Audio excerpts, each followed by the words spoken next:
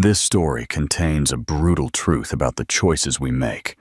If you believe second chances are possible, you need to smash that subscribe button right now. Hit like and comment to share your reflections on the moment a billionaire's empire collided with his secret family. The terminal lockdown. The storm outside wasn't just roaring, it was pressing. Snow piled against the windows of O'Hare International Airport in Chicago, muffling the glare of the runway lights until the glass itself looked like frosted stone. The announcements repeated on loop over the loudspeakers, the same two words flashing on every departures board. Delayed. Passengers moaned, cursed, laughed nervously. Children sprawled across carry-on bags. Couples argued in hushed tones. Business travelers stabbed at their phones with frustration. The airport had become a clockless waiting room. Through the sliding doors of Concourse B, a figure entered from the jet bridge. Elias Thorne moved with the quiet stride of someone accustomed to private lounges and polished boardrooms. At 39, CEO of one of America's fastest-growing tech firms, his name carried weight on Wall Street and in Silicon Valley. His tailored coat and noise-canceling headphones separated him from the sea of restless travelers. Yet, pausing at the edge of the crowded seating area, he removed his headphones. For the first time that day, he listened, not to investors, not to analysts, but to the raw clamor of people stranded together by the weather. Elias adjusted the strap of his leather carry-on bag. He could have retreated to the VIP lounge, ordered champagne, and buried himself in emails. But something propelled him forward, an impulse he couldn't name. Then he saw them. A woman in a simple winter coat sat near gate C23. 3 identical children were pressed against her. Their sneakers swung over the floor in unison. Each held a packet of airline pretzels, the kind given out as if they counted as dinner. Elias's breath hitched in his chest. He knew the curve of that woman's shoulders, the way she tucked her hair behind her ear when she thought no one was looking. Audrey. For 7 years, he hadn't spoken her name aloud. 7 years since the papers were signed. Since she had walked out of his life carrying more than he ever realized. Now she looked up. Their eyes met across the terminal. In that instant, the air between them froze harder than the storm outside. And then he saw the children clearly. All 3 pairs of sharp brown eyes, pointed jaws, restless energy. Triplets. Every feature was his, repeated 3 times. Elias gripped the handle of his bag tighter. He had given speeches to presidents, signed multi-billion-dollar deals under blinding cameras. Nothing had ever shaken him like this sight. He took a step forward, his voice barely a whisper. "Audrey?" She rose slowly, interposing herself between him and the children like a shield. Her reply was cold, even, every word chosen like a blade. "You should go back to your VIP lounge, Elias. No one here needs you." The triplets peered over her shoulders with large, fixed eyes. The storm moaned against the glass. Somewhere above, another announcement declared the obvious. All flights delayed until further notice. Elias Thorne, billionaire visionary, master of control, stood rooted to the tiled floor, undone not by a market crash or a hostile takeover, but by the family he never knew was his. 2. The scrutiny of the world. The storm rattled against the glass walls. Inside, the terminal buzzed with restless movement. Suitcases dragged. Children cried. Announcements echoed over and over. All flights remained delayed. Elias didn't move. His eyes remained fixed on Audrey. She shifted her stance, staying firmly between him and the children. The triplets, Finley, Liam, and Asher, clung to her coat. Their gazes darted back and forth, too curious to look away. Elias took a deep breath, steadying his voice. "Audrey, they're mine, aren't they?" "Aren't they?" She raised her chin. "Not here. I deserve an answer." What you deserve, she cut him off, her voice low but sharp, is the truth you chose to ignore 7 years ago. I was in a hospital bed alone, giving birth to 3 children. You were in the sky, chasing another contract. Don't feign surprise now. The words hit harder than any headline or boardroom brawl he had ever faced. Elias swallowed, his throat dry.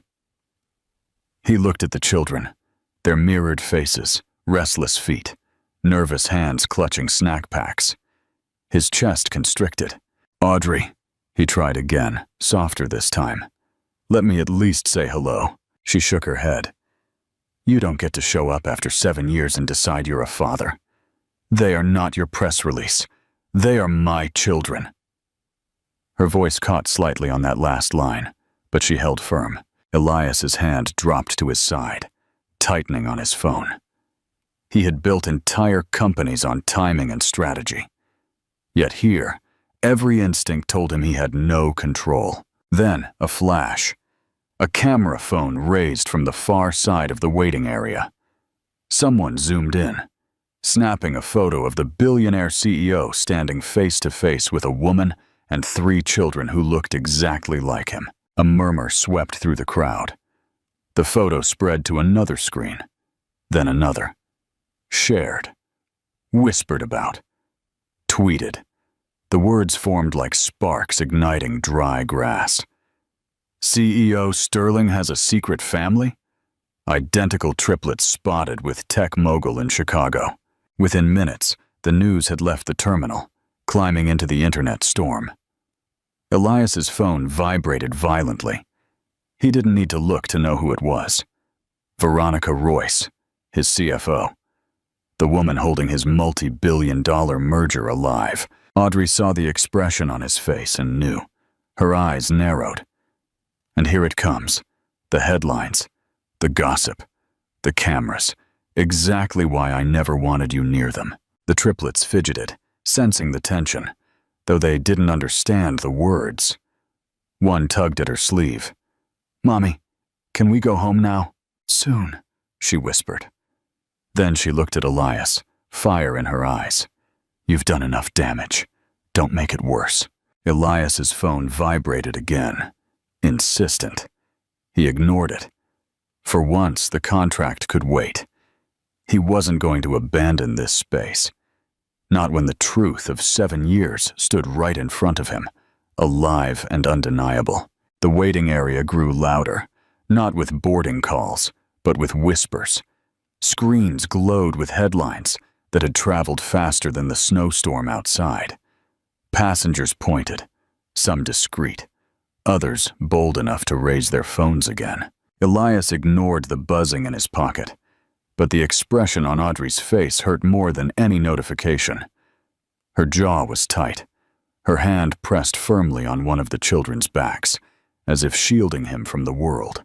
Congratulations, she said quietly, her voice edged with steel. You just handed them a story that will follow these children for the rest of their lives. Elias's chest tightened. I didn't ask for this. Audrey's eyes flashed. No, but you created it. Every camera in this terminal sees you, not them. To them, they'll never just be children. They'll be your scandal. Before Elias could reply, the speaker crackled overhead. Attention passengers. All flights remain delayed until further notice. Please remain in your designated areas. Groans filled the terminal. The storm outside wasn't moving, and neither was the one inside. The triplets huddled closer to their mother, restless now. One tugged her sleeve. Another whispered, Mommy, why are people looking at us? She knelt down, her voice soft only for them. Because people are bored. Ignore them. But ignoring it was impossible. A man in a business suit approached, holding up his phone. Mr. Thorne, is this your family? His voice was loud, intentional. Others turned to listen. Audrey shot to her feet. We're done here! She snatched up her carry-on handle, ready to pull the children away. Elias instinctively stepped forward. Audrey, wait! She cut him off without turning. Don't follow us. But the crowd did. They didn't care about her warning. They cared about the billionaire who was suddenly not alone. In that moment, Elias's phone lit up again, and this time he answered. Veronica's voice ripped through the line, sharp and urgent. "Elias, what the hell is going on? There are pictures everywhere. Investors are calling. If you don't control this now, our deal is dead." Elias looked around. Dozens of eyes, flashes, whispers. None of this was controllable. Not anymore. He lowered his voice. "Veronica, I'm handling it." "You better," she snapped. "Because right now the market thinks you've been hiding children. That's not just personal, it's corporate suicide." The line cut off. Elias slowly lowered the phone, looking across the terminal. Audrey was sitting again. The children huddled at her sides, her posture rigid but tired. She hadn't run. Not yet. The storm outside rattled the windows again, but Elias knew the real storm was already here, and for the first time in years, the decision he faced wasn't about shareholders or deals. It was about whether to keep walking toward the woman and children who had every right to hate him, or to retreat again into the world that had left him empty. Elias took a step forward. Audience interaction. Do you think Veronica's threat is enough to make Elias choose his corporation over his family? Or is the public exposure forcing him to finally choose Audrey? Comment your prediction. True. The line in the sand.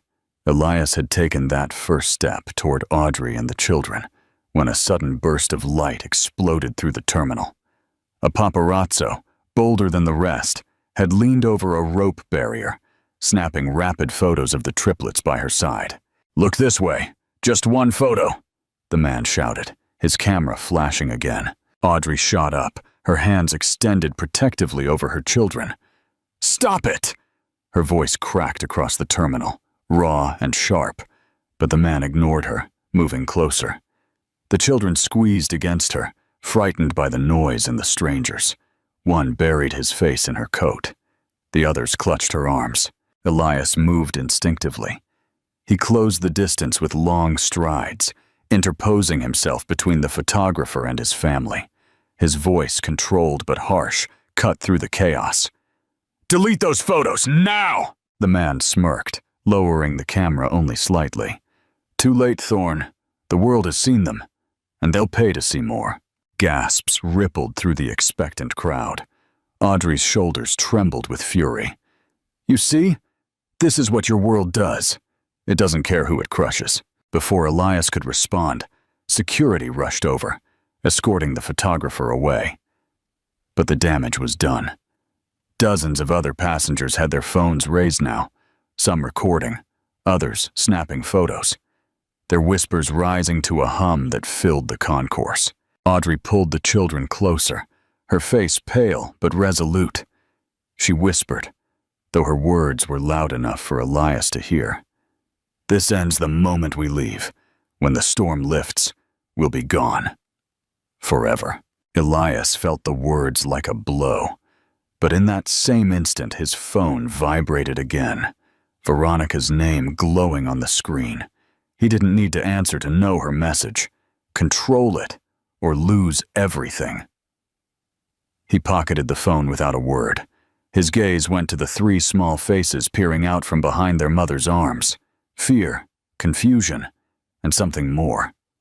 Curiosity. For years, Elias had been untouchable, moving from deal to deal, never pausing long enough to see what he had lost. But now, with the storm outside locking them all together, he realized there was no deal big enough to shield him from the truth standing before him. He knelt slightly, enough to look the children over their mother's shoulder. His voice was softer now, but firm. "You don't have to be afraid. No one is going to hurt you, not while I'm here." Audrey stiffened, but she didn't stop him. And though the crowd still buzzed, though Veronica's calls still lit up his phone, though the storm outside showed no line of breaking, Elias knew. Something had changed. For the first time in years, he hadn't chosen the business. He had chosen them. 4. The public confession. The screens above the gate, where flight statuses flashed red, now showed a newsfeed. A headline scrolled across it. The Sterling Secret family? Billionaire CEO seen with 3 identical children at Denver airport. Audrey gasped. She pulled her hood over her face, but it was useless. Dozens of eyes were fixed on her and the children. The children pressed against her, scared by the escalating attention. Elias stood rooted, watching the headline burn on the screen. For years, his empire had seemed untouchable, forged by endless work, watertight deals, and careful control. Now a storm, a photograph, and everything trembled. His phone buzzed again. Veronica. This time he answered. Her voice cut the line, sharp and cold. Elias, you have to leave right now. Don't speak. Don't look at them. Security will escort you and deny everything. He looked at Audrey, who clutched the children tighter, her face pale but fierce. Leave. The word scratched him, echoing the same mistake that broke them years ago. No, Elias said simply. Veronica's voice rose, incredulous. Do you understand what you're throwing away? The Sterling Hyatt merger is worth $2 billion, and you're about to sink it over a photo of 3 kids we don't even know are yours. Elias's reply was steady, though his pulse pounded in his ears. I know enough. They are mine. Silence on the line. Then, Veronica's fury poured out. Then you have chosen chaos. Don't expect me to clean it up. The call ended abruptly. Audrey turned to him. Her eyes were burning. What did she say? That I should leave. And? He held her gaze. I didn't. For the first time, Audrey faltered. Her lips parted, but no words came out. The children looked between them, sensing something unspoken but important. An announcement broke the silence. All departures remain indefinitely delayed. The storm outside roared louder, rattling the glass. Audrey exhaled sharply, her voice brittle but controlled. Then you better learn fast, Elias, because if you're going to stay in this mess, you can't hide behind your company anymore. These are children, not shareholders. The children tugged at her sleeve, hungry and restless. With the food court nearly empty, Audrey hesitated. Then she shoved a bag of snacks into Elias's hands. Prove it, she said dryly. Start with something as simple as feeding your children. Elias froze for an instant, the words sinking deeper than she knew. He looked down at the 3 pairs of identical eyes staring up at him. Not employees, not partners, not numbers on a deal sheet. Children. He knelt, opening the bag, offering the pretzels carefully. The youngest, Finley, reached first, then the others, their small hands brushing his. It wasn't much, just a snack in a storm. But it was a beginning. V. The battle for a safe space. From the crowd, a man in a heavy coat pushed through, microphone in hand, a cameraman right behind him. His voice rang out, sharp, audible to the stranded passengers. Mr. Thorne, is it true you abandoned this family? Did you even know these children existed? Gasps swept the concourse. Phones went up, recording. The children shrank against Audrey's legs, their small bodies trembling. Elias's jaw clenched. He had faced hostile investors, court battles, regulators. Nothing compared to this. 3 children looking to him for safety while the world demanded answers. He didn't retreat.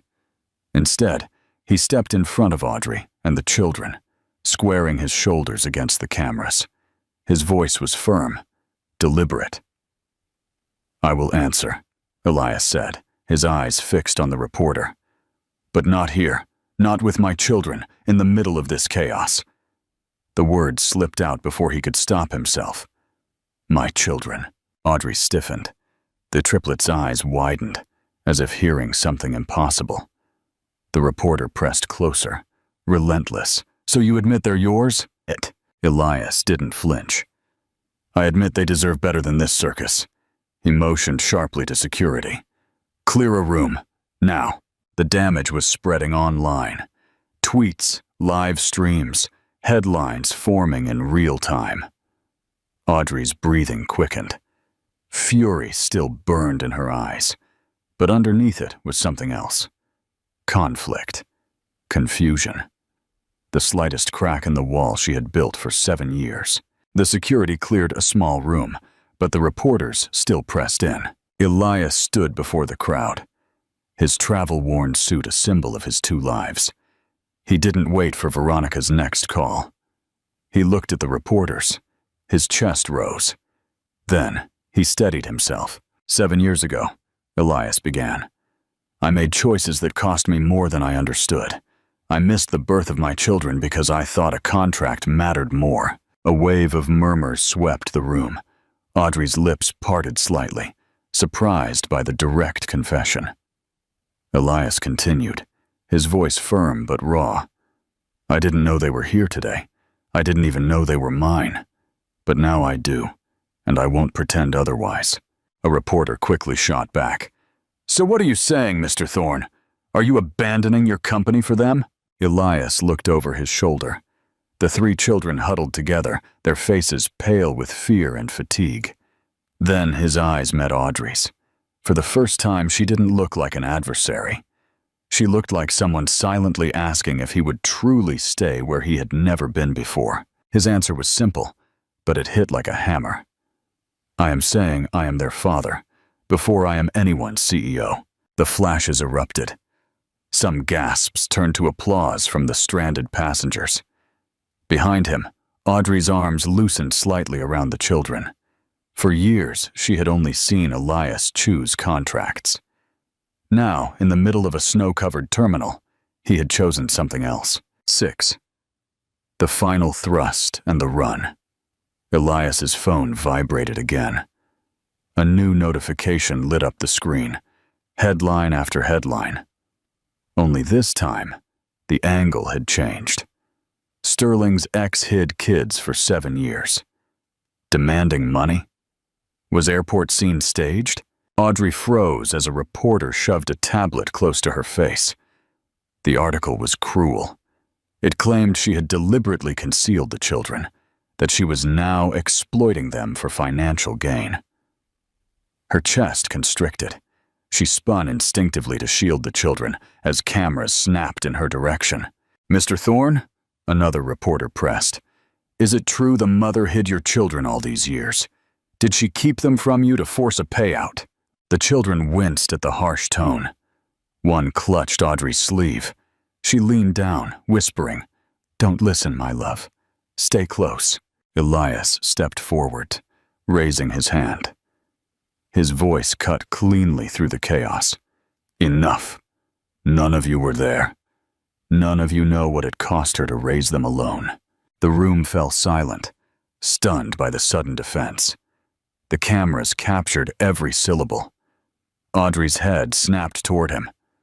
For years, she had braced herself for him to dismiss her, to paint her as bitter or demanding. Instead, in front of strangers, he drew the fire onto himself. Elias didn't waver. If anyone failed here, it was me. I wasn't there when I should have been. But don't twist this to blame her. She carried what I left behind, and these children deserve better than your headlines.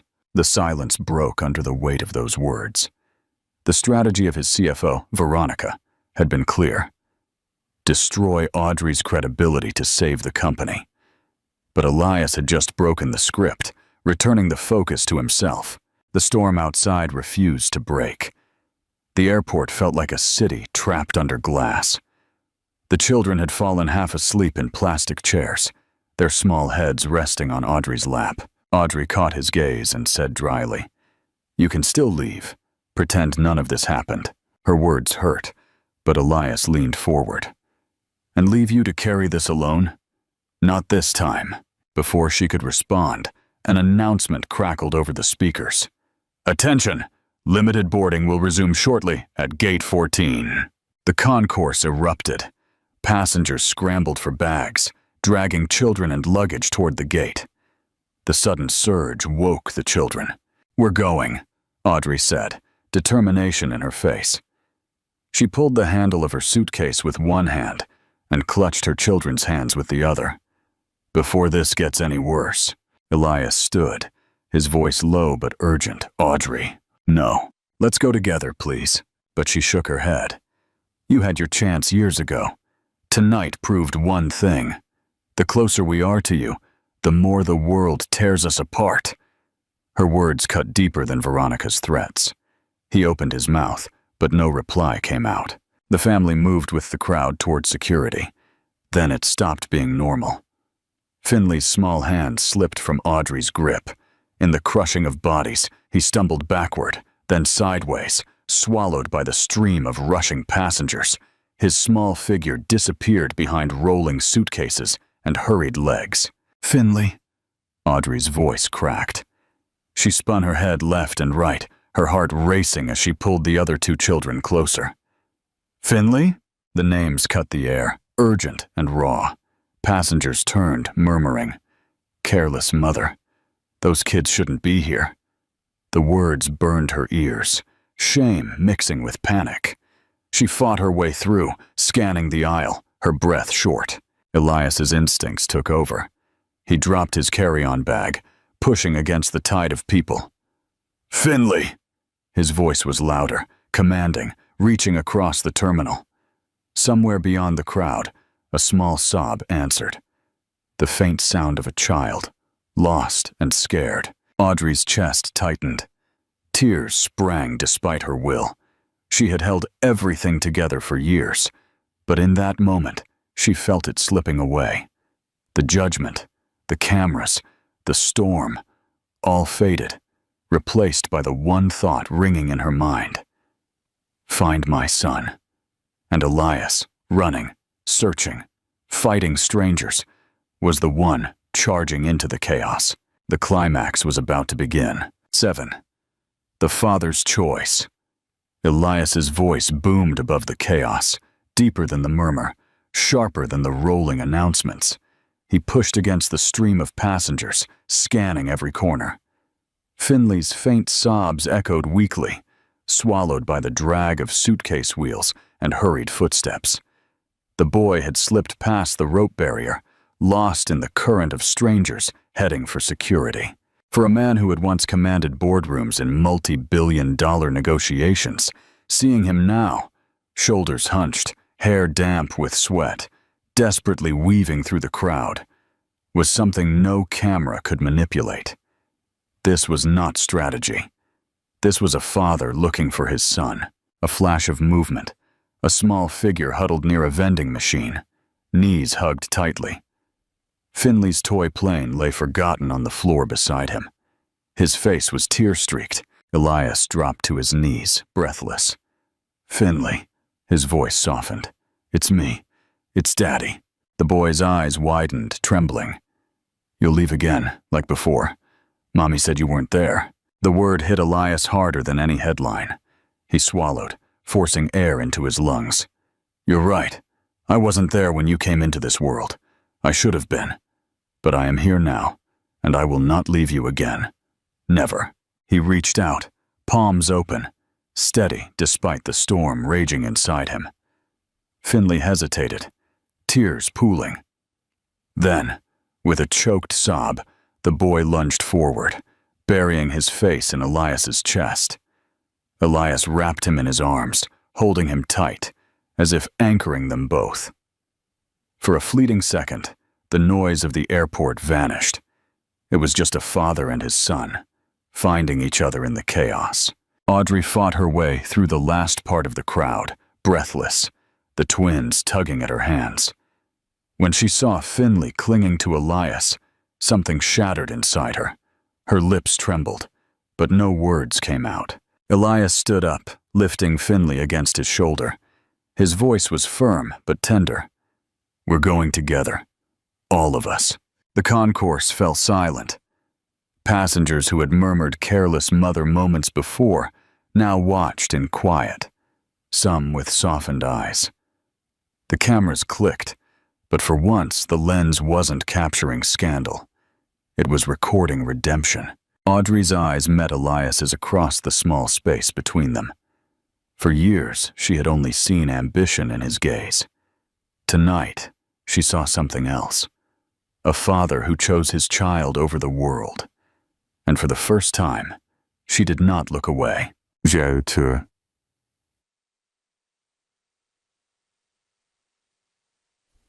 The quiet choice and the rebuilt home hours. Later, the storm began to abate. Flights were rescheduled and lines advanced. But when their turn came, Elias placed a hand on Audrey's arm before she could hand over the tickets. "Come with me," he said. Not as passengers heading separate ways, but as a family. Audrey hesitated, the boarding gate gleaming behind her like an escape route. But then Finley tugged at her sleeve. "Mommy, I want to stay with Daddy." The twins nodded, their voices soft but firm.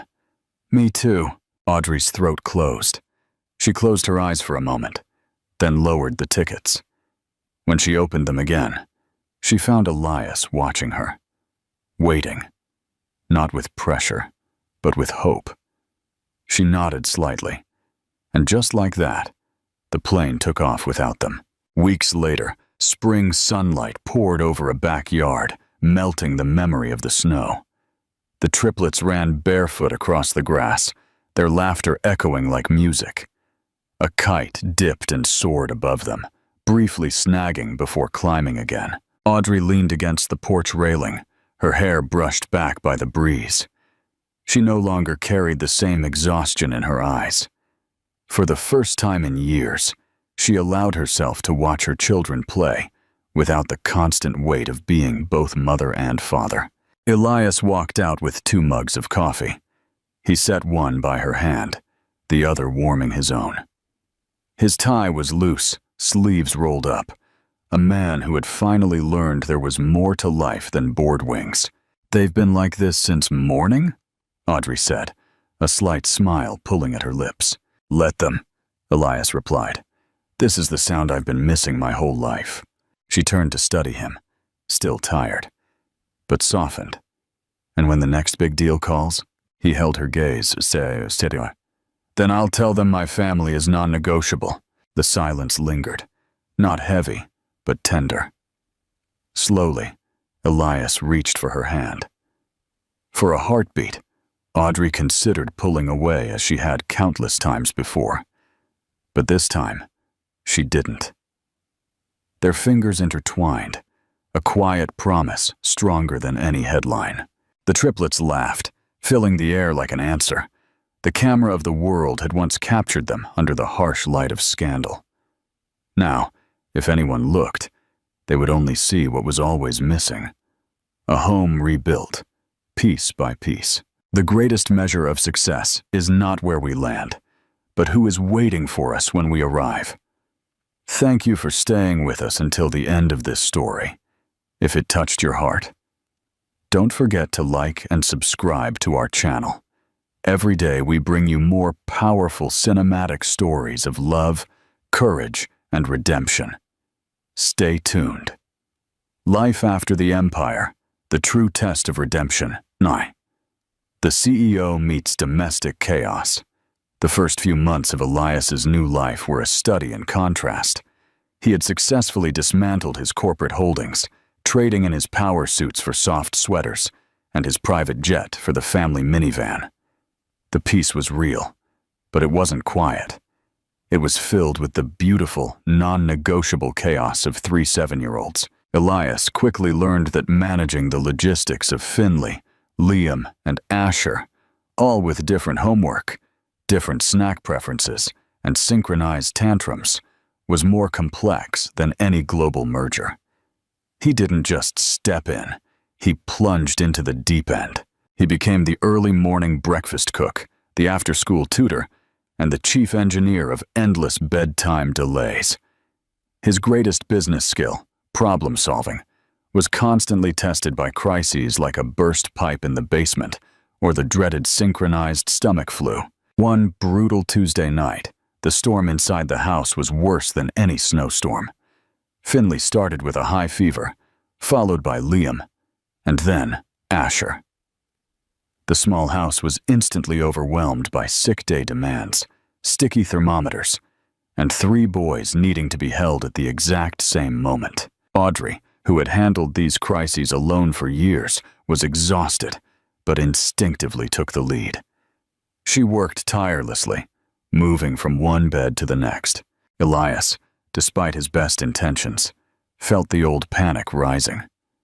He was a man who handled systems, not sickness. His impulse was to throw money at the problem, call a private nurse, charter a clean jet to the best children's hospital. Audrey caught his eye as he frantically tried to organize the used washcloths. "Stop trying to manage the chaos, Elias," she said softly, but firmly, her own fatigue showing. "Just be the anchor in it." He finally understood. This was not a problem to be solved. It was a reality to be lived through. He didn't need a strategy. He needed to show up. He put down the phone, picked up the quietest boy, Asher, and simply held him, rocking him gently against his chest. For 2 hours, he stood there, letting the chaos swirl, his shirt getting sticky, his back aching, until Asher finally fell into a calm, deep sleep. He didn't fix the flu. He didn't cure the fever.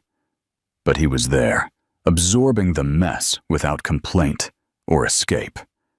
When Audrey finally sank into a chair, overwhelmed, Elias was there to gently hand her a clean blanket and a cup of lukewarm tea. She looked at him, not with gratitude, but with the quiet acknowledgement of a partner who had passed the test of mundane endurance. This was the true redemption, the consistent willingness to be present in the unglamorous, messy reality of their lives. Audience interaction. Which moment do you think is a bigger test of commitment? A CEO leaving a multi-billion-dollar deal, or a father staying up all night with a sick child? Comment your thoughts below. X. The final whisper of the past. Just as the flu subsided and life returned to its steady rhythm, the universe sent one final tempting offer. Veronica Royce, his former CFO, now CEO, called. She wasn't asking for him to return. Instead, she offered him an unprecedented consulting deal. $50 million for 6 weeks of remote strategy work. No travel, no public commitment, purely intellectual. "It's easy money, Elias," Veronica's voice purred over the phone. "It's a legacy project. It's what you were born to do. It's your chance to prove you haven't gone soft." Elias listened, the numbers flashing in his mind. Enough wealth to guarantee the triplets' future, the foundation's stability, and total financial freedom for Audrey. The old, familiar hum of intellectual challenge began to vibrate in his chest. The timing, however, was terrible. The next Saturday was the triplets' first major father-daughter dance at their elementary school, a big, highly anticipated event for Penelope, who was the most thoughtful and sensitive of the 3. Elias had promised to help her choose the music and practice a few simple steps. He knew he could manage both. He could take the job, work all night Friday, and show up Saturday afternoon, tired, but rich. No one would ever know. That evening, as Elias was about to accept the offer, he found Penelope sitting alone on the porch swing. She wasn't sad, just deeply focused, running her small hand over a slightly faded dress. "Daddy," she said quietly, looking up. "The girls at school said their dads have really important jobs, so they might be late. But you won't be late, right? You promised we'd practice." She wasn't asking about money or contracts. She was asking for certainty. She was asking for the one thing the former Elias Thorne could never deliver: consistency. Elias looked at her. $50 million. 6 weeks. A lifetime of quiet trust. He walked back inside, picked up his phone, and dialed Veronica. "Veronica, His voice was calm and steady. "I'm declining the offer. I have a prior commitment that is non-negotiable." "A prior commitment? To what? A yacht? A golf game?" she scoffed. "To a 7-year-old girl who needs me to practice the waltz," Elias said, without a trace of apology. "My legacy is here now. Good luck with the deal." He hung up, the silence after the call feeling richer than any corporate victory. 11. The new family pledge and the future. The next day, Elias spent 4 hours practicing simple dance steps with Penelope and her 2 sisters in the living room, their laughter echoing off the walls. He didn't feel foolish. He felt found. Audrey watched from the doorway, leaning against the frame, a soft, warm smile on her face. This was not the man who wrote the message, "I wanted a woman, not a mother." This was the man who had fought his way back, not with money, but with time. The father-daughter dance was a success. Elias, slightly awkward but beaming, was fully present, his attention solely on the girls. Weeks later, on a quiet Sunday morning, Elias was helping the girls build a complex birdhouse in the yard. He saw Audrey watching him, a profound clarity in her eyes. "You're not going anywhere, are you?" she asked softly. Elias drove a nail into the wood with a deliberate, steady rhythm. "I am home, Audrey, permanently." He stood up, wiping sawdust from his hands. He reached into his pocket. It wasn't the large, ostentatious ring box he would have chosen 7 years ago. It was a simple, small velvet case. "The promise I made at the airport was a choice of fear over failure. The promise I made last month was a choice of presence over power," he said, taking her hand. "But this promise, this is a choice of forever." He knelt, not asking for forgiveness, but asking for a future. "Audrey Sinclair, you taught me that the only true wealth is the love you hold in your hands. Will you let me keep building this home with you? Will you marry me?" Audrey didn't hesitate. She didn't cry. She simply reached out, pulling him to his feet and kissing him. A kiss full of years of survival, pain, and ultimate redemption. They didn't have a grand wedding. They were married quietly on the porch overlooking the ocean, with Finley, Liam, and Asher serving as the proud, if slightly rowdy, ring-bearers. Elias Thorne's life became the ultimate proof that the true cost of an empire is the life you sacrifice to build it, and that the only legacy that truly matters is the constancy of love. The CEO had found his greatest purpose, not in a corner office, but in the center of his family's chaos. Final thought. True redemption is not a single act of apology, but a million small acts of consistent presence. When tested by the ghost of the past, Elias chose the unglamorous, but infinitely more rewarding life of a father. Thank you for reading the full journey of Elias and Audrey. If this story touched your heart, please subscribe to our channel, like this video, and share your favorite moment of Elias's redemption in the comments.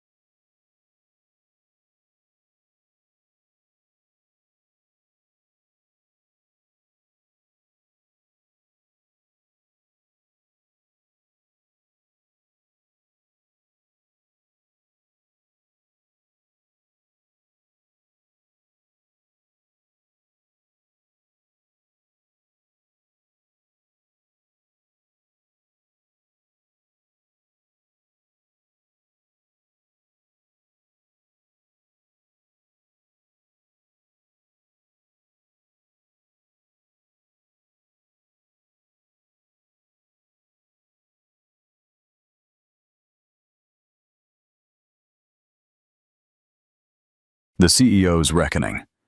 2 sons. 1. Inescapable truth. Attention. Fans of forbidden love. If you believe that money can't buy happiness or silence the past, you must hit subscribe and smash the like button now. The consequences of this billionaire's betrayal are about to unfold. Dorian St. Clair, a man whose face was synonymous with global success, was about to have his impeccably crafted world shattered by 2 small, identical boys. 5 years ago, under the brutal pressure of his aristocratic London family, the tech magnate had coldly abandoned his wife, Clara Vance, a woman who represented everything genuine and messy he craved. Now, on a crowded stage in Dublin, she reappeared. Not alone, but with 2 5-year-old twins whose piercing sapphire blue eyes and the confident slant of their gold blonde hair were an undeniable miniature reflection of his own. The world saw him as untouchable, but facing Clara and his twin sons, Dorian was forced to confront a truth more devastating than any corporate loss. The price of his ambition was his paternity. Dorian St. Clair. The Perfect Product. Part 1. At 32, Dorian St. Clair was the CEO of St. Clair Industries, a multi-billion-pound empire built on green energy and revolutionary AI. His profile graced Forbes covers, he delivered keynote addresses at Davos, and he moved through the world with the polished sheen of inherited and earned wealth. His image was always the same: perfectly tailored Savile Row suits, golden blonde hair swept back, and sharp, icy blue eyes that signaled cold, disciplined ambition.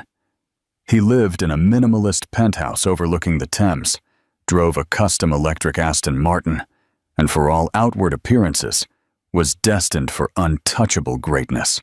Yet 5 years earlier, Dorian had almost jeopardized it all for one thing his family deemed irrelevant: love.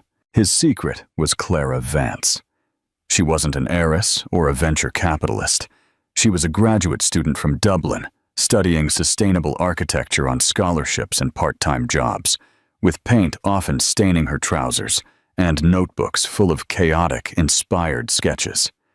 She had long chestnut hair, expressive eyes, and a way of looking at Dorian that made him feel like he was more than just his title. With her, he laughed louder, slept better, and imagined a future that didn't revolve around quarterly earnings. He pictured a simple life, a small wedding, a cozy home, and children with those same expressive blue eyes. They met at a gala he attended only out of obligation. She was setting up stage lighting, and he literally stumbled over her while checking his stock updates. It was the most human moment he'd had in months. Their relationship blossomed in private. Takeaways on her tiny balcony, late-night talks about dreams, and long, anonymous walks through London's parks. She mocked his expensive watch and fiercely refused to let him pay her rent. But the St. Clair dynasty had other plans. When his parents, the formidable Lord Julian St. Clair, chairman of the board and Dorian's coldest confidant, and Lady Helena St. Clair, learned of Clara, their reaction was immediate and brutal. "She is not of your caliber. She dilutes your brand," Lord Julian stated plainly in his mahogany-paneled office. "Marry her, and we begin the process of removing you from succession." Lady Helena didn't hide her disdain. "Do you truly wish to shame the family? What will the stakeholders think when they see you with someone so ordinary?" Dorian tried to fight. He argued that he didn't care about perception. But St. Clair Industries was more than a company. It was a 3-generation legacy. His name was the brand. His face was the investment. As the pressure mounted, from his family, the board, the advisors, Dorian felt the walls close in. The worst part: he never told Clara the truth. One day, he simply ended it. No explanation, no argument. He said he needed to focus on his career and walked out of her small flat, leaving behind the woman he had pictured forever. Clara called once, then twice, then stopped. He never answered. He submerged himself in work, convincing himself it was necessary.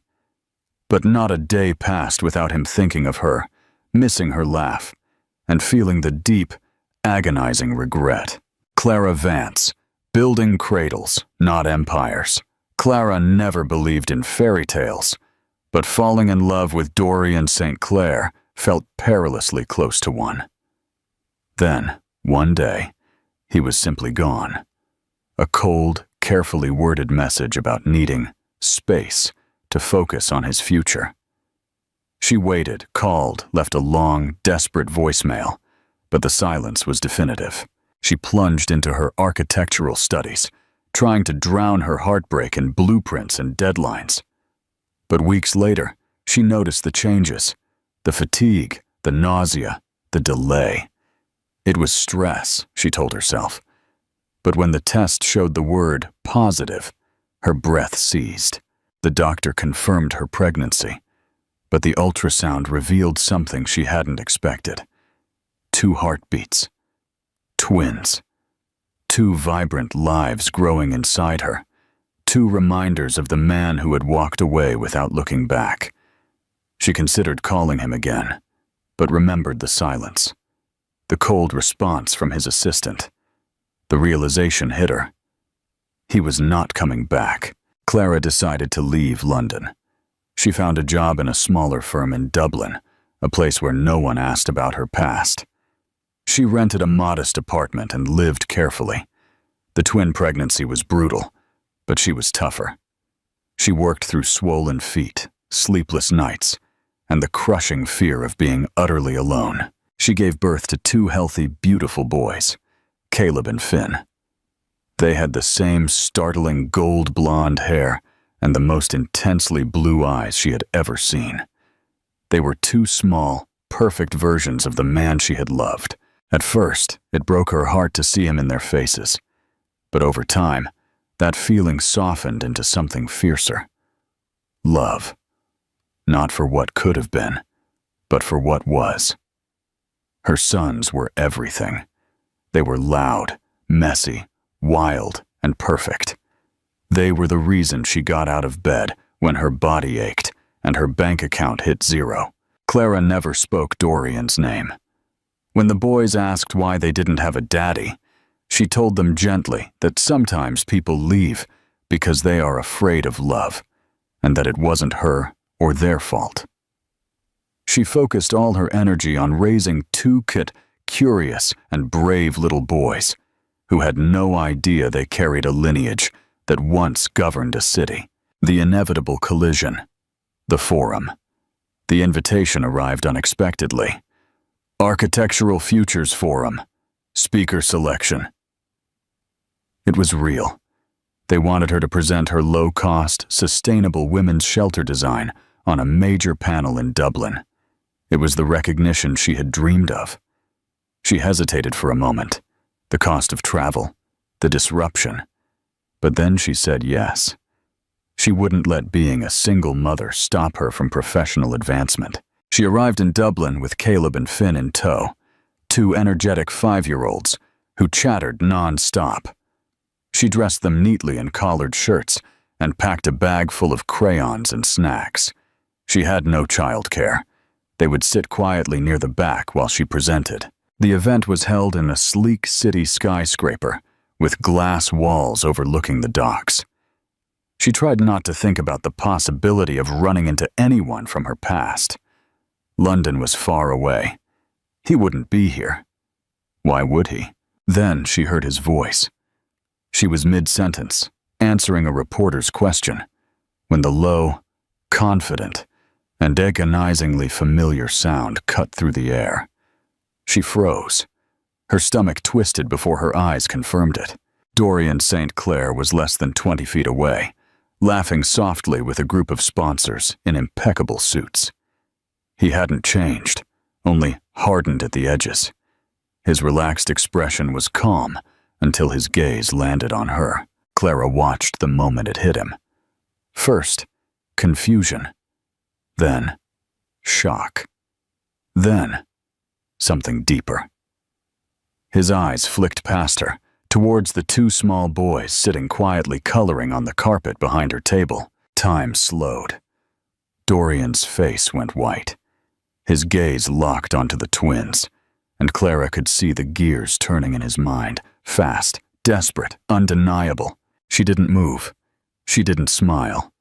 She didn't look away. He walked towards her. She stiffened, clutching the edge of the display table. Everyone around them seemed to fade into background noise. The city, the forum, the years. Everything collapsed into this impossible moment. He stopped in front of her, his voice a barely audible rasp. "Clara." She didn't answer. He looked back at the boys, then back at her, visibly shaken. "Are they them?" She held his gaze. "Yes," she said, calm and level. "They're yours." He stumbled back, reeling. For a moment, he looked like a man who had just taken a punch to the gut. "I didn't know," he said. "I had no idea." "I know," she replied, her voice firm. "I tried, but you made sure I couldn't reach you." Dorian blinked, struggling to process. "But why didn't you try again?" Clara gave a soft, bitter, tired laugh. "I did. I left messages, sent letters. Your assistant told me never to call again. I assumed you had made your choice." Dorian lowered his gaze, the weight of comprehension settling heavily on his face. He looked back at the boys, who still didn't know who he was. Caleb looked up, smiled, and waved innocently. "I need to talk to you," Dorian said, his voice barely breaking. Clara crossed her arms. "Now you want to talk? After 5 years, at a public event?" He nodded slowly. "Yes, I need to explain, and I need to understand." She stared at him, the pain she had buried deep surging to the surface, but she didn't let him see it. "Not here. Not yet. You don't just walk back in like nothing happened," she said. "But if you truly want to understand, start by learning their names." Dorian looked at her, and something fractured in his eyes. He turned to the boys, knelt down, and asked gently, "What are your names?" The twins looked at him, perplexed but curious. "I'm Caleb," one said. "I'm Finn," the other added. "What's your name?" Dorian smiled sadly. "I'm Dorian." They didn't recognize him. Why would they? Clara watched from behind the table, her heart pounding. This was not the moment she had prepared for. Yet here they were, not as strangers, not yet as a family. But something had started to change. The truth was finally out, and nothing would ever be the same. Interaction point. If you were Clara, what would be the single most difficult question you would ask Dorian about his choice to abandon you? Share your first reaction to Dorian's decision in the comments. The DNA test and the first steps. Part 2. Dorian didn't sleep that night. The image of the two boys, Caleb and Finn, persisted in his mind, haunting and vivid. Their names echoed like a mantra he never knew he needed. He could still see their eyes, so familiar it ached, and the way they had looked at him without recognition. They didn't know him. That realization shattered him. The next morning, he arranged a private DNA test. He told no one. It wasn't about legality. It was about getting permission to believe the truth, even though every part of him already knew. The results arrived 3 days later, 99.9% match. There was no denying it. He was their father. Dorian stared at the document for a long time. Then he folded it carefully and placed it in a drawer, like a sacred heavy relic. A door he had unwittingly locked himself out of 5 years ago. He contacted Clara through the event coordinator. She agreed to meet him, once, at a small, anonymous cafe near the Dublin docks. No lawyers, no assistants, just them. She arrived with her usual quiet strength, simply dressed, her hair pulled back. She looked tired, but serene, and more beautiful than he remembered. Life had carved new lines onto her face, adding a gravity that hadn't been there before. They sat opposite each other, two people with years of pain between them, forever connected by two children who didn't know it. "I got the results," Dorian said finally. "They're mine." Clara nodded. "I know." He ran a hand through his hair, struggling to find words that meant enough. "I don't know what to say." "Then don't say anything you don't mean," she said, her eyes clear. "I mean it now, Clara. I didn't know. I swear, I didn't know about them." "I believe you," she said. "But that doesn't erase what happened." Dorian looked down, shame washing over him. "I wanted to fight for you. I was going to. But my parents, the board, it all came down on me. I didn't know how to be the man they expected, and the man you needed." "You chose them," she said. Without malice. "You walked away." "Yes, and I had to raise them without you," she continued. "While you were building empires, I was building cots. While you were giving speeches, I was trying to scrape together enough for dinner." Dorian winced. Her words were not cruel, just true, and they hit harder than he could have anticipated. "I'm not asking for forgiveness yet," he said. "I just want a chance to know them, to be a part of their lives, however small. They're 5 years old. They don't understand betrayal or loyalty, but they understand presence," Clara said slowly. "You can't just drift in and out. You can't start and stop. If you want to be in their lives, it has to be until the end." "I'm in," he said. Without hesitation, whatever the cost. She nodded, still cautious, but something in her posture softened. "Then you start small. Pick them up from school one day. Come to the park. Sit with them.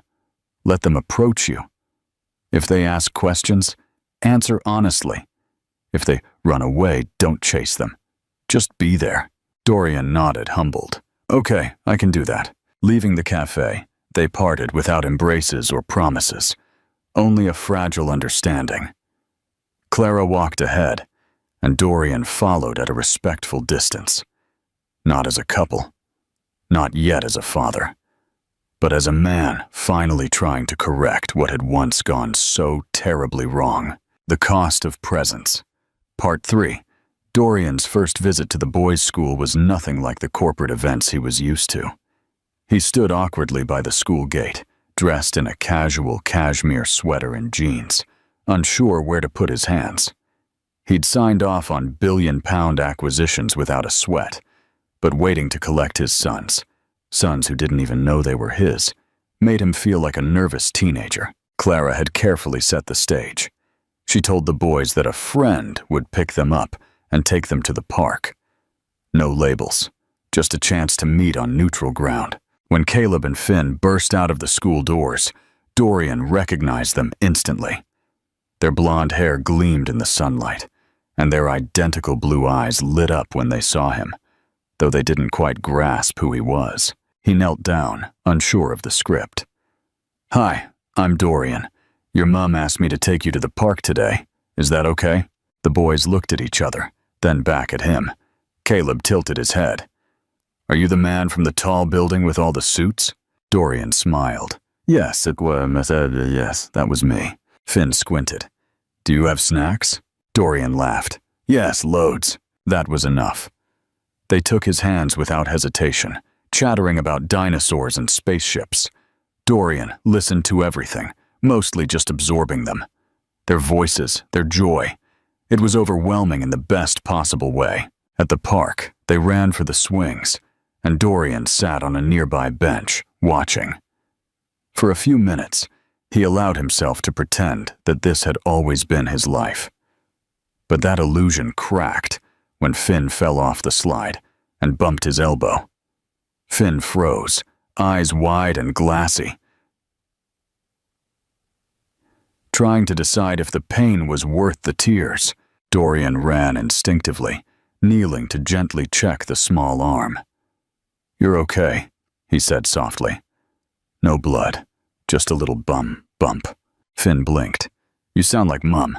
Dorian paused, then said quietly, I'm trying to be good at this." Finn leaned into him for just a second, and that small gesture nearly broke Dorian in two. He looked up and saw Caleb standing nearby, watching him intently. There was something calculating in Caleb's gaze, not suspicion, but a quiet assessment. Caleb finally walked closer. "Are you coming back?" Dorian looked him in the eye, his voice firm. "Yes, I'm coming back." Caleb nodded once, satisfied. He then ran off, calling Finn to chase him. Dorian stayed there for a moment, catching his breath. That single question, "Are you coming back?" had felt heavier than any contract he'd ever signed. But his answer had been true. He would be back, again and again. The visits continued, quiet and consistent. Dorian showed up at school pickups, at the park, at classmate birthday parties he didn't know. He learned which juice boxes they hated, which superhero was currently in fashion, and how to separate them when they fought over a toy. He learned to kneel down and truly listen, to put his phone away, to simply be there. In time, the boys grew accustomed to him. They laughed more. They spoke his name with a little more familiarity. Caleb began to ask questions. "Did you know Mom when she was young? Do you live in a really big house? Why don't you have any kids?" Dorian answered honestly, carefully. One afternoon, as they walked back to Clara's flat, Finn took his hand without being asked. Caleb did the same, then looked up and asked, "Why do you always smile when you talk to us?" Dorian looked down at them both, their cheeks flushed from running, their matching backpacks bouncing. "Because I'm lucky," he said simply. "I get to be here with you." Clara waited at the door, arms crossed. She always watched him closely after every visit, as if measuring whether he had earned another. But this time, something shifted. She saw the boys rush inside, laughing, telling her about the swings. And then she looked at him. "You didn't leave today," she said softly. "You stayed even when Finn was scared. You stayed even when Caleb went quiet." Dorian nodded. "I told them I would." Clara looked down, then back up at him. "Keep doing that, just like that." Without grand gestures or emotional speeches, the wall between them lowered. It wasn't gone, but it had thinned. And Dorian knew this wasn't about being forgiven in one moment. It was about showing up in hundreds of them. And he would. Always. The name, Part 4. Dorian hadn't expected the word to come so soon. Nearly 3 months had passed since he started seeing Caleb and Finn regularly. He never missed a visit. He was never late. He had accepted that. For now, he was just Dorian, the man who brought good snacks, played tag without checking his phone, and laughed at their jokes. But one Saturday afternoon, something changed. Clara had an interview for a new design contract and asked Dorian to look after the boys for a few hours at his Dublin apartment, which he had quickly adapted with woven toy baskets, a small craft table, and a fridge full of juice boxes, and the kind of sugary cereal he definitely did not approve of, but bought because they loved it. They built an elaborate pillow fort between the sofas. Caleb declared himself captain. Finn insisted on being the science officer. Dorian played along as Commander Dad, a name Finn invented mid-game and said without thinking. Dorian froze for a second, startled by the word Dad. He didn't respond immediately, afraid that if he reacted too strongly, Finn would take it back. So he just smiled and kept playing. But inside, he was a whirlwind. The word kept echoing in his mind. He hadn't earned it yet. Or maybe he had, little by little. Not through grand gestures, but through consistency, time, and quiet love. Later that evening, after dinner, and lying under the still-standing pillow, Fort watching a cartoon, Finn snuggled up next to him and looked up. "Can I call you Dad now, or do I have to wait?" Dorian felt his throat tighten. He looked at Finn's small, serious face, then at Caleb, who was also watching. clutching his favorite plush dinosaur. Dorian reached out and hugged them both. "You can call me whatever feels right," he said, his voice husky. "But if you want to call me Dad, I would be very proud of that." Finn nodded. Caleb gave him a small smile, the kind that says more than words. That night, Clara came to collect them. She found them asleep on the sofa, Finn resting on Dorian's chest. Caleb nestled beside him, both snoring softly. Dorian had fallen asleep too, his arm protectively around both, the TV still on low volume in the background. She didn't wake them immediately. She stood there for a long moment, just watching. Something deep inside her, something that had been locked away, began to move. She saw how safely Dorian held them in their sleep. When she finally woke him, Dorian slowly stirred. "I'm sorry," he whispered. "We must have all fallen asleep." Clara shook her head. They were happy. That's what matters. As she gently roused the boys, Dorian watched. "Finn called me Dad today," he said quietly. He asked if it was okay. Clara didn't speak immediately. Then she looked at him and said, "He wouldn't have asked if he didn't already feel it." The drive home was quiet. Dorian rode in the back seat with the children, holding their hands as they slept. Clara watched in the rearview mirror, and something inside her settled for the first time in a long time. The walls she had built to protect herself began to fall. Not all at once, but piece by piece. The final confrontation. Part 5. Dorian hadn't planned to confront his parents. He had avoided it for months, concentrating instead on showing up for Caleb and Finn, on earning Clara's cautious trust, on building something genuine from the pieces of the life he had once destroyed. But the silence stopped feeling like strength and started feeling like surrender. The more he embraced fatherhood, the more unbearable it became to know that his parents had stolen this from him. He needed to face them, not for closure, but for clarity. He arrived at the St. Clair estate in London on a crisp Sunday morning. Lord Julian received him in the library, sitting in the same leather chair where so many past conversations had been framed as sermons. Lady Helena appeared moments later, immaculate as always.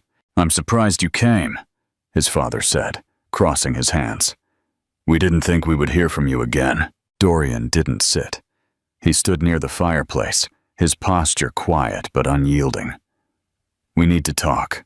About Clara. About the children." Lady Helena stiffened at the mention of her. "We warned you about her years ago." Dorian turned to her, his voice sharp but controlled. "You didn't warn me. You lied to me. You blocked letters. You ignored calls. You told people to keep her away from me." His father's eyes narrowed. "We did what was necessary to protect your future. You were emotional, unfocused. You would have thrown away your entire legacy for a girl who had nothing." Dorian took a deep breath, fury rising in his chest. "That girl is the mother of my children. Children you never even bothered to know existed. She raised them alone, with nothing. And they turned out better than anything this family has ever produced." Lady Helena stood up, her voice cutting. "Don't be dramatic. Do you think we haven't sacrificed for you? For this name? For your success?" "My success," Dorian interrupted. "It has nothing to do with this name anymore. The company, the image, the money. None of it matters if it costs me humanity. You tried to make me choose between love and legacy, and I listened. I walked away from the only real thing I had, but I will not make that mistake again." There was a heavy silence. His father leaned back, his tone suddenly colder, more strategic. "And now what?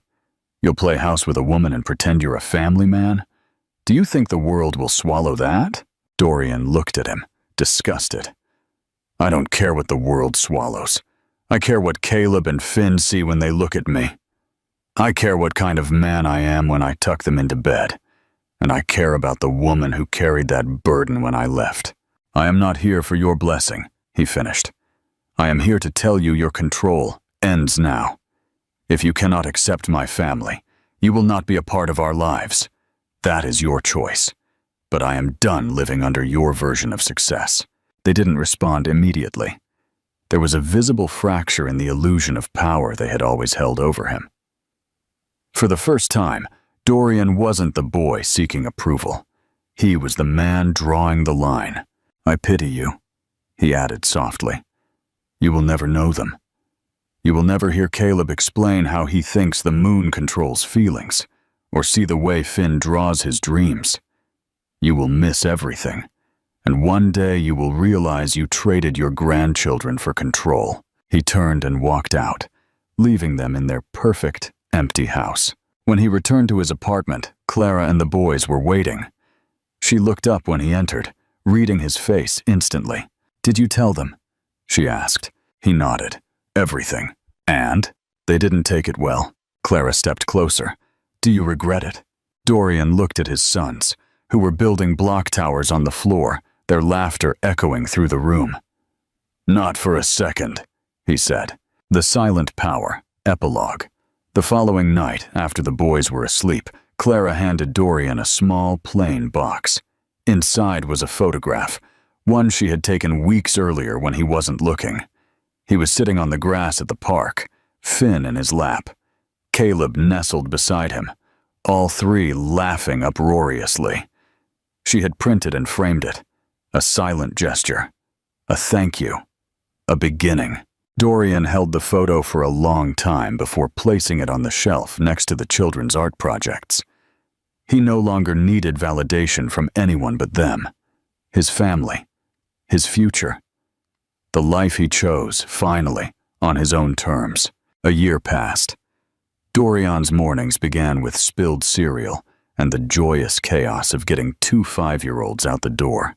His nights ended with bedtime stories and small hands curled against his shirt. His London apartment had been transformed from a sleek bachelor pad to a warm, lived-in home where finger paintings covered the walls. Clara had softened too.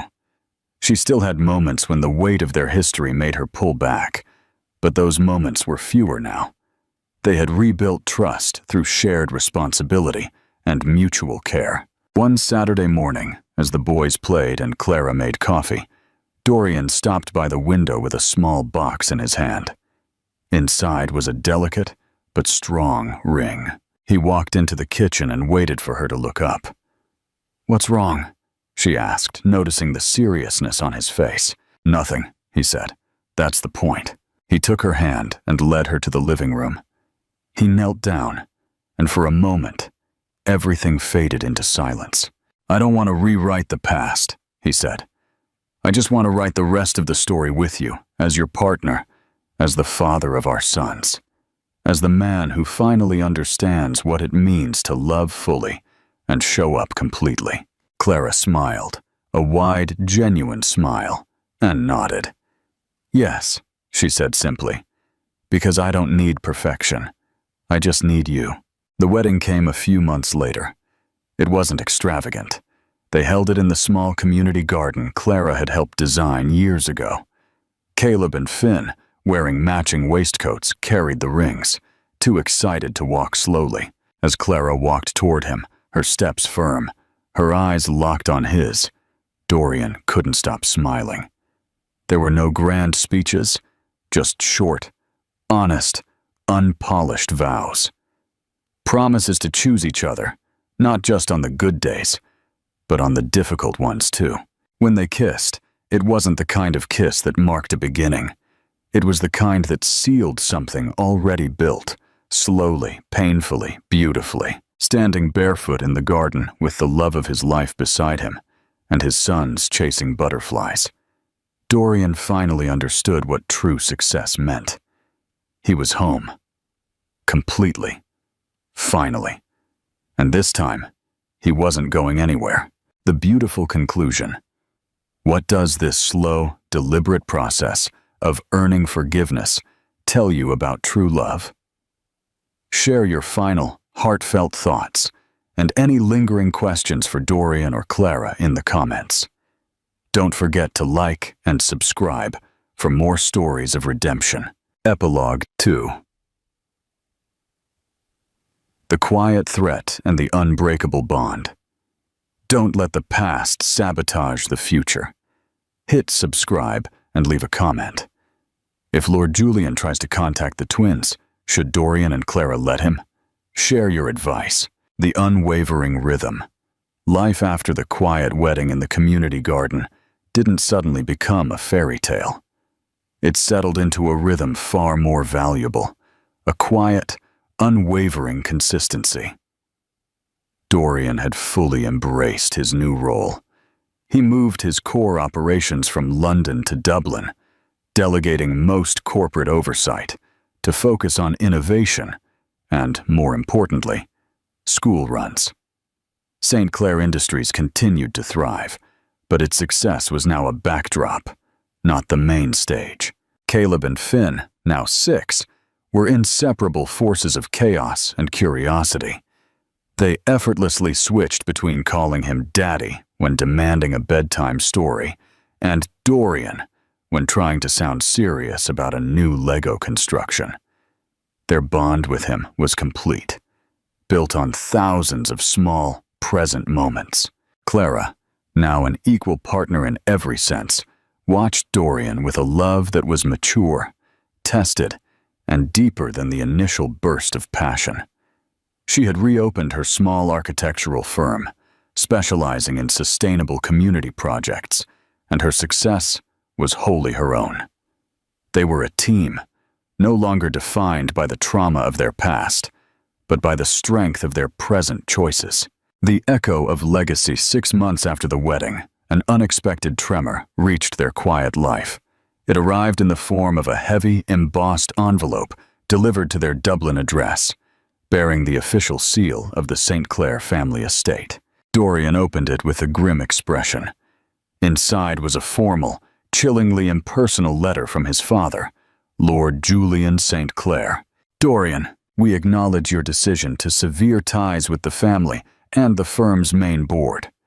However, it has been noted that the children, Caleb and Finn St. Clair, Lord Julian deliberately used his own surname, carry the St. Clair legacy. Regardless of your personal choices, the bloodline is paramount. We have established a substantial trust fund for their education and future.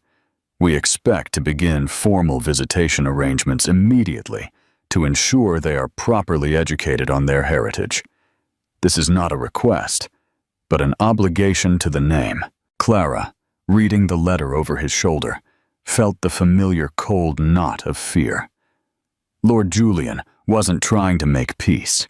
He was trying to reassert control through the one thing Dorian cared about: his sons. He is trying to buy their attention, Clara said, her voice low.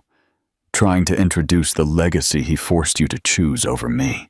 He's trying to remind me that I don't truly own my life, Dorian countered, crushing the letter in his fist. That my choices have consequences he can still manipulate. The unbreakable wall that evening, they sat the boys down. Not to discuss the letter, but to affirm their reality. Caleb, Finn, Dorian began, kneeling beside them as they ate their dinner. You two are the best part of my life, and your mom is the best part of both of yours. We chose to be a family, and we chose this life, this home, this city, this park down the road, because it makes us happy. Caleb, ever the rational one, looked up.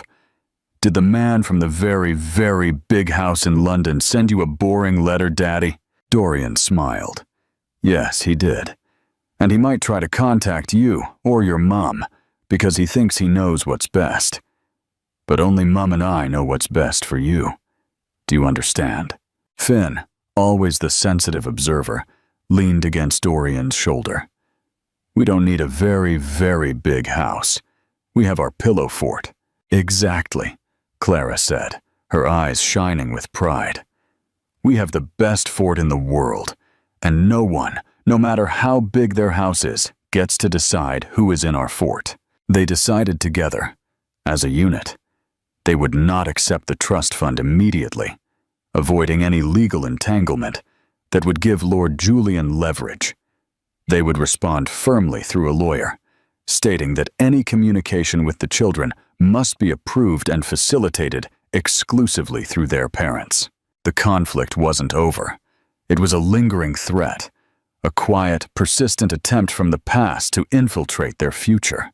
But Dorian and Clara were no longer the people they once were. Dorian no longer feared his father's disapproval. He feared losing the beautiful, genuine life he had fought for. And Clara no longer feared being alone. She feared letting anything taint the happiness of her sons. The legacy they were building was not the St. Clair name, but the unshakable foundation of their family, built on presence, honesty, and a mutual promise. They would face every quiet threat, every temptation of the past, as one. What do you think is the next move for Lord Julian? Will he use legal means, or try a subtle emotional manipulation on the children? Share your predictions in the comments.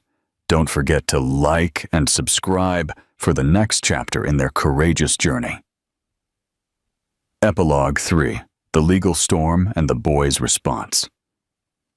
Will money and power break their bond? Leave your predictions in the comments below. Don't forget to subscribe to see the St. Clairs fight for their freedom. The unwanted offer. Lord Julian St. Clair, a man accustomed to having his demands met with immediate compliance, was furious at the firm, but polite refusal from Clara and Dorian's lawyer. His immediate response was not to back down, but to escalate. True to his nature, he instructed his legal team to bypass the parents and file a motion with the Dublin courts, seeking grandparent visitation rights and officially naming Caleb and Finn in the public record as St. Clair heirs. The motion was a calculated act of aggression, a way to force Dorian back into the fold and put his private life under the relentless scrutiny of the elite London press. The news hit Dorian and Clara not through a formal document, but through a sensational headline in a major London tabloid that had somehow been tipped off.